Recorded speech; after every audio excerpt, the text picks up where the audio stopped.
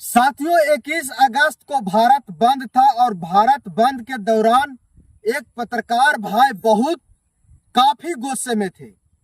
उस पत्रकार भाई को न जाने क्या हो गया था कि इतना गुस्सा में वो लाल थे कि आपको बता दें कि भारत बंदी में जितने भी लोग आए थे, वो पत्रकार भाई से ज्यादा गुस्से में कोई व्यक्ति नहीं था।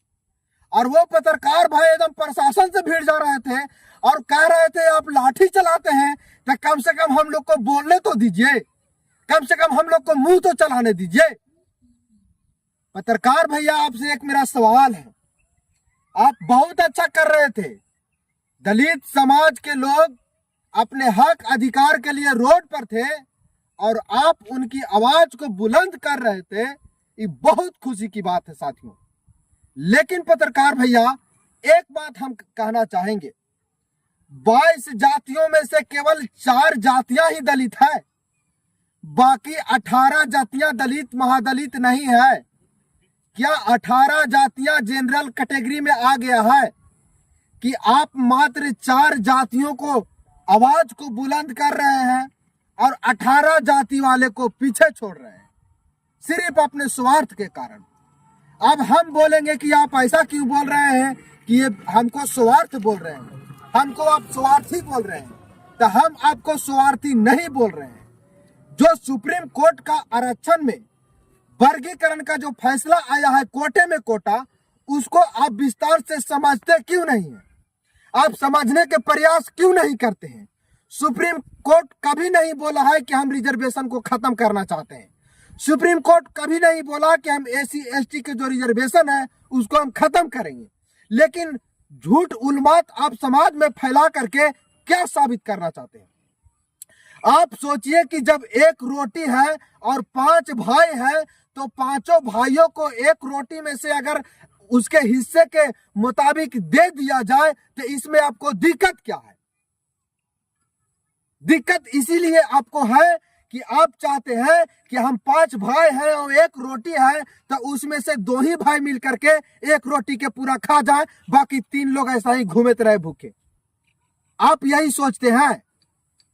आप क्या साबित करना चाहते हैं? इस पर एक जीतन राम मांझी का बयान आया है कि जो भी 21 तारीख को भारत बंद में शामिल थे वो लोग स्वार्थी हैं। तो जीतन राम मांझी के बयान को हम भी समर्थन करते हैं कि बिल्कुल वो स्वार्थी हैं। वह इसलिए स्वार्थी है कि जो हम लोग का रिजर्वेशन मिला हुआ है, अगर हमारा हिस्से के मुताबिक जनसंख्या के आधार पर हमको रिजर्वेशन मिल जाए तो आपको दिक्कत क्या है?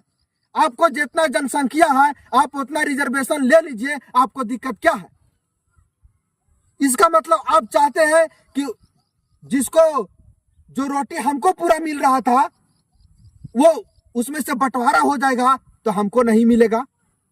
साथियों, आप लोग वीडियो को देख रहे हैं तो एक बात आपको हम बता दें कि घर में 4 भाई था और वो 4 भाइयों के माता पिता बाजार जाते हैं और वो बाजार से अपने बच्चों को खाने के लिए समोसा लाते हैं। सभी लोगों को एक एक समोसा मिल जाता है, लेकिन उसमें से जो भाई कमजोर होता है, जो भाई तेज नहीं होता है, तो दूसरा भाई क्या करता है कि उसको जो समोसा मिलता है वो फटाफट खा लेता है और बाकी का समोसा दूसरा भाई के हाथ में रहता है, वो भी छीन करके खा जाता है।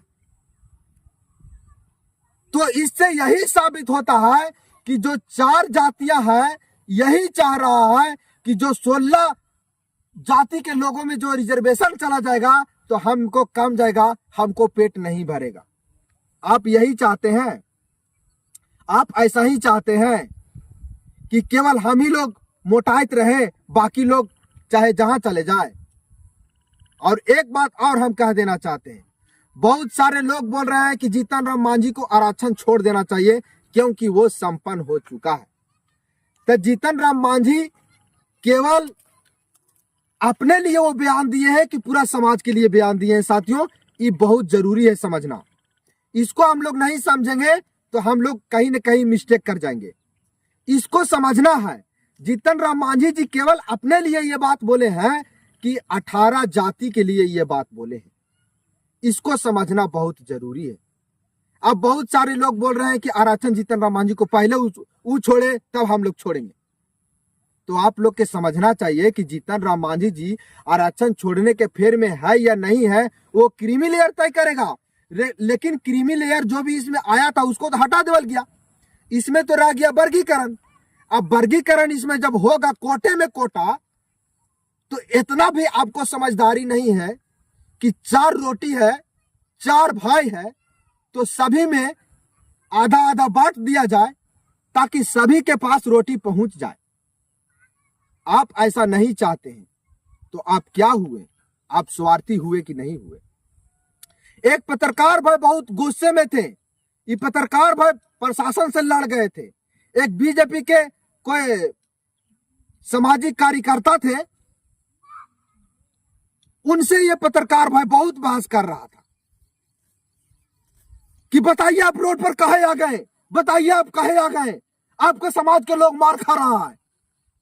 सर, जब से आपको 5 मिनट के समय मांगा गया है तब से आप काहे बदल गए? साथियों, ये पत्रकार भैया से एक व्यक्ति ने, बिहार के बहुत बड़े कद्दावर नेता हैं, उन्होंने 5 मिनट के समय का मान लिए कि ये तो पूरे बदल गए जी, और तब से उनके खिलाफ किसी प्रकार का वीडियो नहीं बनाते हैं। आपको उदाहरण के रूप में हम बता दें कि पटना के फुलवारी शरीफ में 2 बच्ची के साथ बलात्कार किया गया और एक बच्ची को उसमें से मौत हो गया। लोग पटना के सड़कों पर धरना प्रदर्शन करने के लिए उतरा, लेकिन ये पत्रकार भैया एक भी वीडियो उस पर नहीं बनाया। साथियों, एक बात और बता दें कि गया के टेकारी में एक व्यक्ति को हाथ काट दिया गया, उस पर भी ये पत्रकार भैया नहीं बोला। क्या संजय मांझी के हाथ काटा वो दलित नहीं है, महादलित नहीं है? आप इसको तय कीजिए कि संजय मांझी दलित महादलित है कि नहीं है। दूसरी बात, जो पटना में 2 बच्ची के साथ बलात्कार किया गया वो दलित महादलित है कि नहीं है? आप दलित और महादलित की बात करते हैं, इसलिए हम ये बात बोल रहे हैं।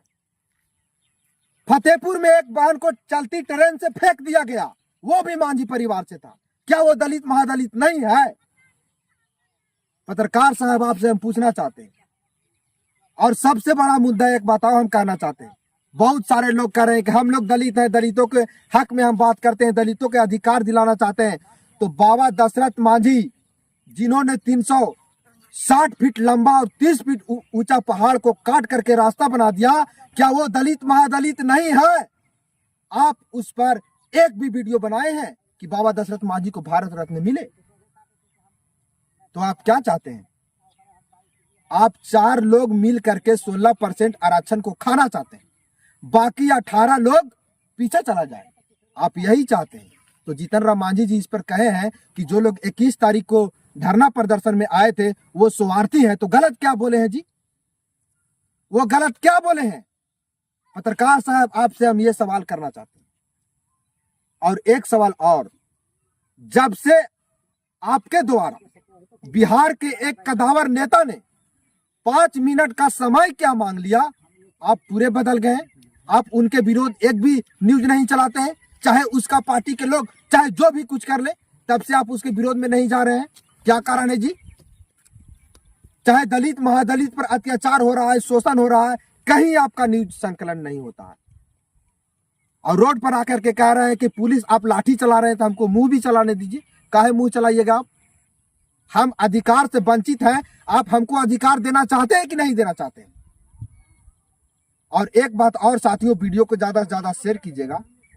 11 सितंबर या 14 सितंबर को दिल्ली के जंतर मंतर पर लोग जाने वाले हैं।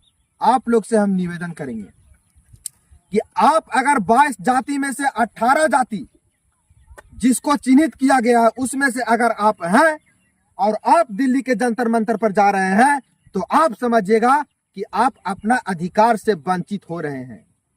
अगर आपको अधिकार लेना है तो वो दिल्ली के धरना प्रदर्शन में आपको शामिल नहीं होना है। ये मैं वीरेंद्र कुमार मांझी बड़ा जिम्मेदारी के साथ बोल रहा हूं।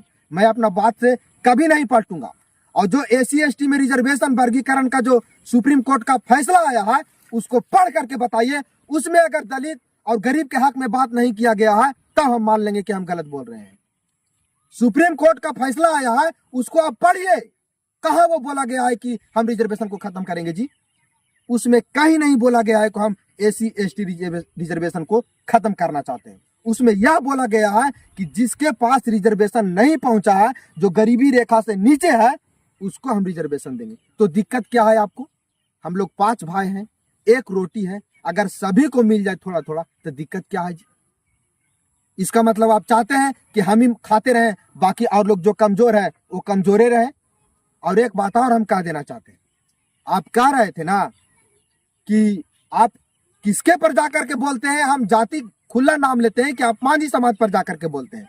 आप बोलते हैं कि वर्गीकरण किया जाएगा तो उसका जो रिजर्वेशन में जो सीट खाली रहेगा वो भर नहीं पाएगा, क्योंकि इन लोग शिक्षित नहीं है। तो आपको हम बता दें कि मांझी समाज शिक्षित नहीं है, बाकी जो 17 जातियां हैं उसमें तो शिक्षित है, उसको मिलेगा। आप काहे खाइएगा? जो गरीब है उसको मिलेगा, लेकिन आपको नहीं मिलेगा। हमारा अधिकार हम गरीब को दे दें, यतीम को दे दें, दलित को दे दें, महादलित को दे दें, जो सबसे निचले तबके पर है उसको दे दें, लेकिन आपको नहीं मिलेगा। आप संपन्न हैं, ये हमारा अधिकार है, हम 17 जाति को देंगे, आपको क्यों देंगे जी? लेकिन आप चाहते हैं कि नहीं, 18 जाति पीछे चला जाए, बाकी 4 जाति हम ही खाएंगे। तो ऐसा नहीं होगा। और आप लोग भारत बंदी किए, देखवे किए, कहीं कुछ असर नहीं हुआ। आपको हम बता दें कि जब तक SC/ST में वर्गीकरण लागू नहीं हुआ बिहार में, तब तक हम लोग के अब आंदोलन चलेगा। बाकी साथियों, वीडियो को ज्यादा से ज्यादा शेयर कीजिएगा। ये वीडियो मैं बहुत जिम्मेदारी के साथ बना रहा हूं, और अगर किसी को लगता है कि रिजर्वेशन के वर्गीकरण में गलत नियम लाया गया है तो हमको कोट करके बताए, हम मानने के लिए तैयार हैं।